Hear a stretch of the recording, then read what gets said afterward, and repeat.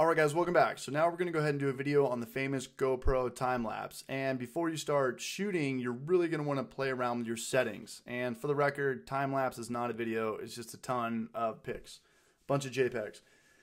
So the first time I did a time lapse, I did not play around with my settings, and it took like 2 hours to import to my computer, and it was just ridiculous. So we're going to learn how to play around with our settings and actually go with what we want.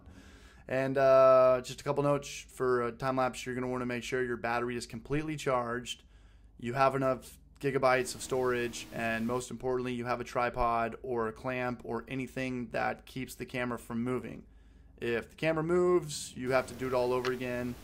I will be using my clamp. Okay, so here's the two things that we want to do on our GoPro settings. We want to control the size of the image, and we want to set the timer to what we want. I want to do 5 megapixels without the wide angle, and I want my GoPro timer to be a pic every 5 seconds. Obviously, the more pics you do, the more movie-like your time lapse will be, and less pics you do, the more choppy it'll be.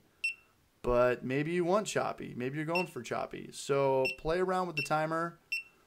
I just want to go to 5 megapixels. I don't want to take hours to upload my GoPro footage to my computer. Okay, so now that my settings are all dialed in, let's go ahead and shoot our time lapse.